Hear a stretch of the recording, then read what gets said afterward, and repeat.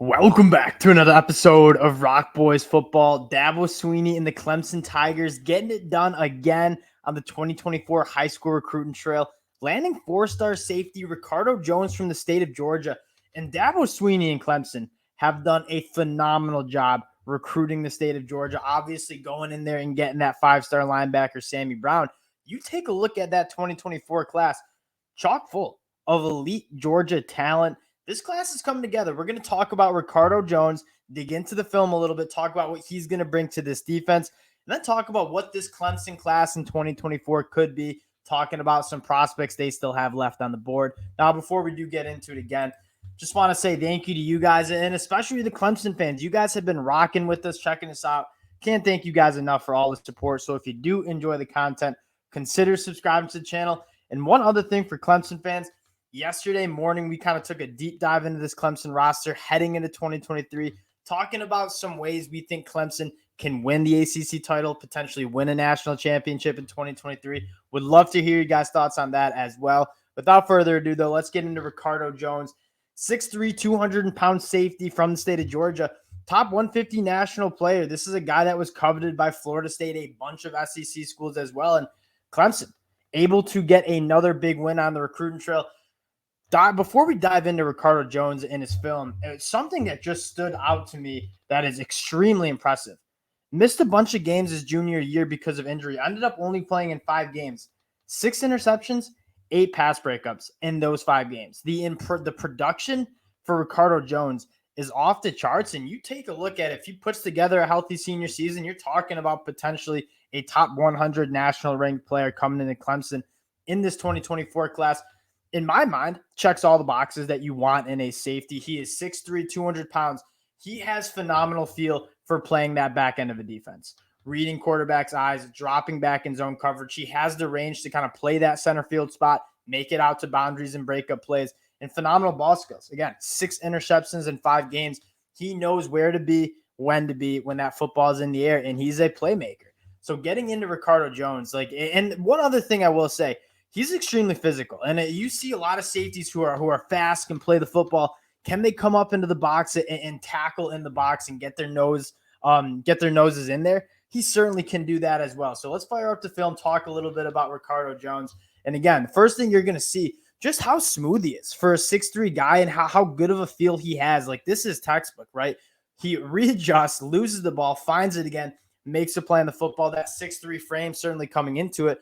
But you also saw just how smooth those hips are for a guy like Ricardo Jones, who is 6'3". Here's another interception, and that's kind of what I mean, just having a strong understanding of where to be, when to be there, and you combine that with the 6'3", 200-pound fluid athlete, and that's the making of an elite safety prospect and a reason why he's a top 150 national dude. Here he is coming in the box, going sideline to sideline, and being physical as a tackler as well. And that is something, before we kind of continue, that I want to talk about a little bit more. Having those safeties that have the versatility to play the center field spot like he's doing right now, but also be able to come up in the box and tackle is something massive.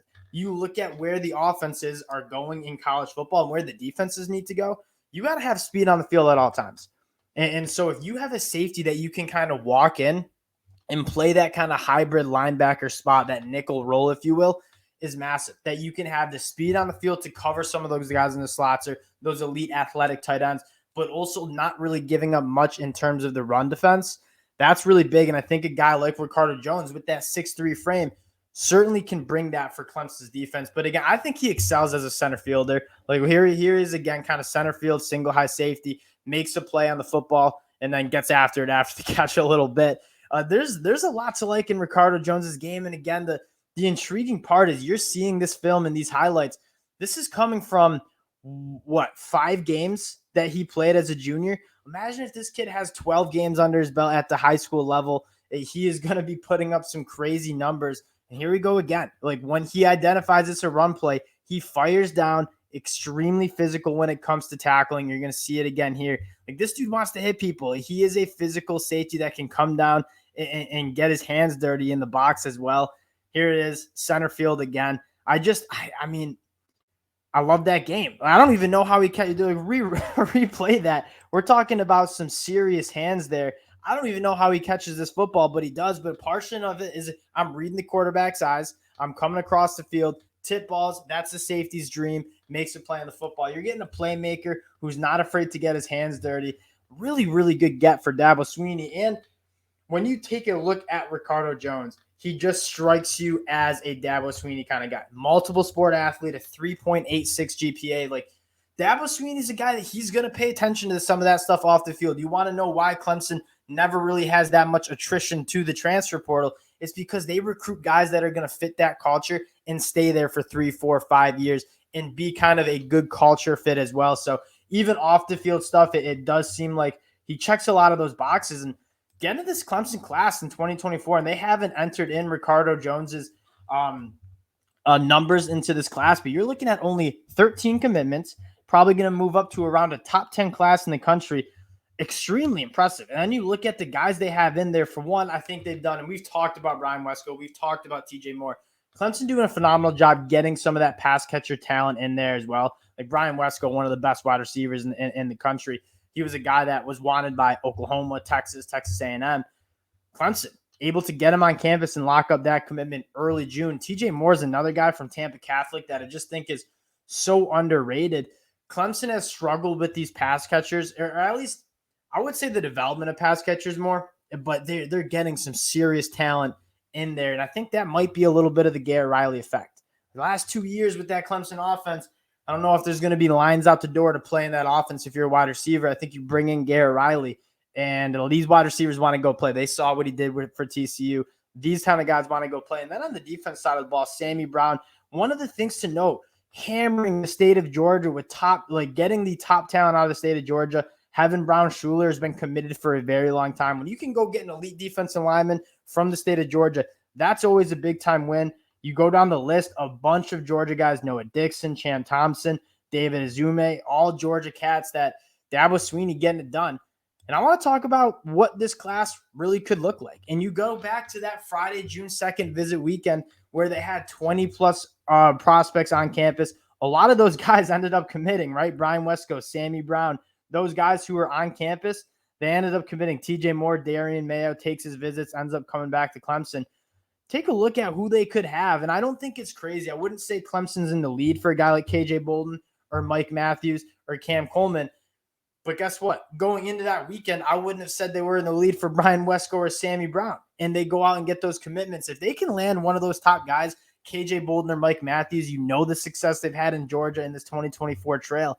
That turns this class into being a top 5, potentially top 3, top 5, top 8 class that, again, the big thing you talk about with Clemson is they don't always need to have the top 3 class in the country to be competitive in terms of national championships, because one thing they do at a phenomenal level is run a tight ship program, and they don't lose guys to the transfer portal.